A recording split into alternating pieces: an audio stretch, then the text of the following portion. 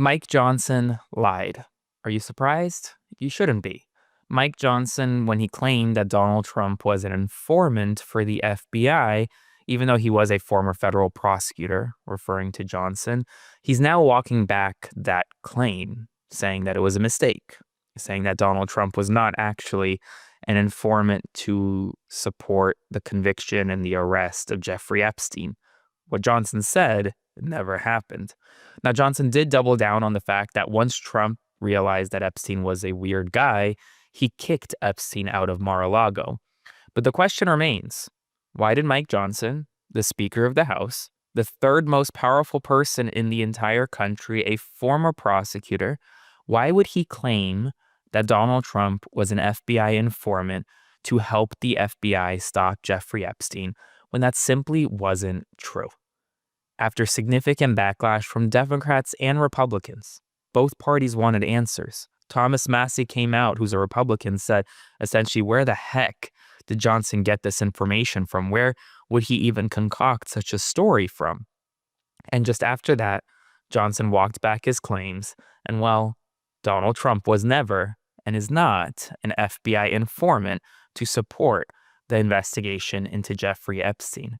And speaking about Epstein, today, or as soon as today, this week, the House Oversight Committee, according to Robert Garcia, who is the leading Democrat on the Oversight Committee, is expected to potentially get the 50th birthday book that was gifted to Jeffrey Epstein for his 50th birthday, compiled, I believe, by Ghislaine Maxwell. But why is this important? Because in that book is supposed to be a letter written by Donald Trump to Jeffrey Epstein for his 50th birthday, depicting a nude woman with Donald Trump's signature replacing her genitalia, or right above her genitalia. This nude woman, this image, was the subject of a massive lawsuit filed by Donald Trump against the Wall Street Journal, against Rupert Murdoch himself, that's still pending in the Southern District of Florida. Donald Trump has long said that this is not his letter, that this letter doesn't exist. Well, we're about to see whether or not he's telling the truth.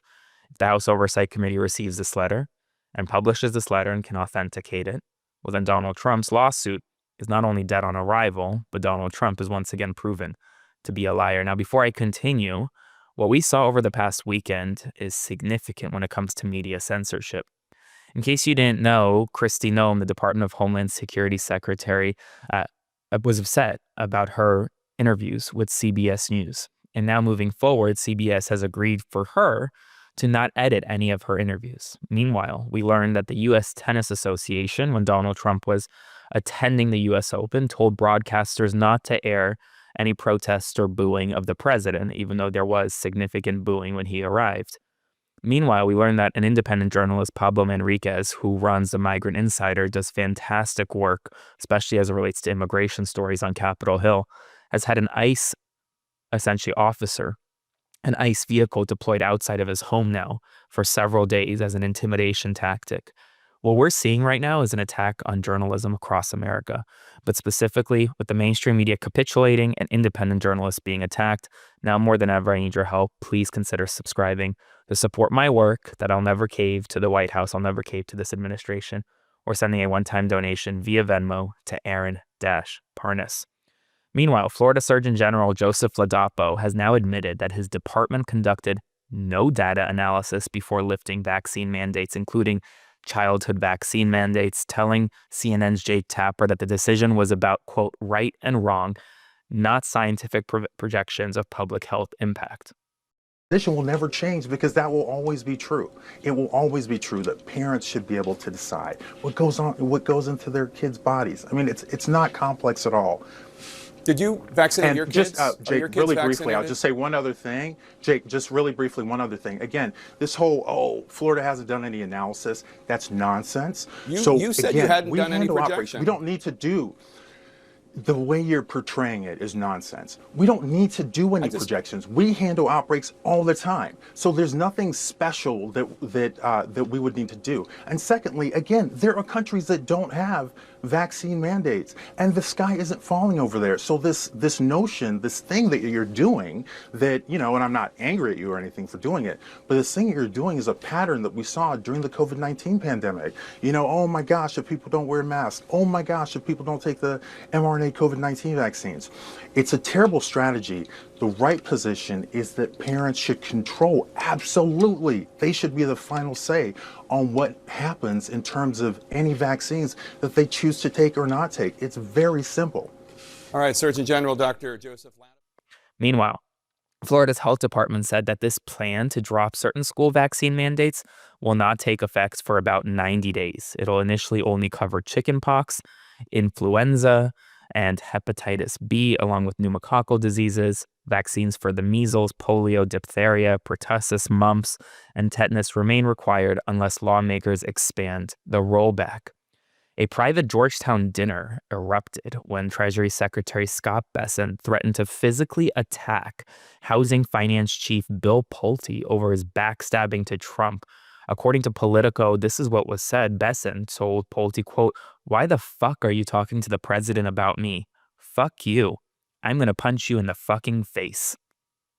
Real. That's exactly what happened. That is nuts. California Republicans are warning of a looming, quote, catastrophe as Governor Gavin Newsom and Democrats push a ballot measure to gerrymander congressional maps in response to Trump's gerrymandering in Texas. Despite the Department of Justice dropping its opposition to his appeal, Trump advisor Peter Navarro is pressing forward, demanding prosecutors explain why they abandoned the case that led to his contempt of Congress conviction. The Trump administration confirmed that federal immigration raids targeting Chicago and other sanctuary cities following the Hyundai plant sweep in Georgia, while also launching Patriot 2.0 in Massachusetts. Senate Homeland Security Chair Rand Paul condemned J.D. Vance for despicable remarks endorsing extrajudicial killings after the United States strike on a boat coming out of Venezuela. Meanwhile, there is significant tension between Seoul, South Korea, and the White House because of the massive ICE raid on the Hyundai facility. About 300 workers were South Korean. They're now going back to Seoul, South Korea. And new polling shows that Trump's approval rating is stuck at 43%, with strong disapproval at 57% this morning. That's all the news right now. If you want to support my work, as always, make sure to subscribe, and I'll see you this evening for more. Hey folks, Aaron Parnas here. Thank you so much for watching The Parnas Perspective. Please consider subscribing to support our work as we grow this independent news media entity into something that rivals mainstream every single day. Thanks so much, and I'll see you soon.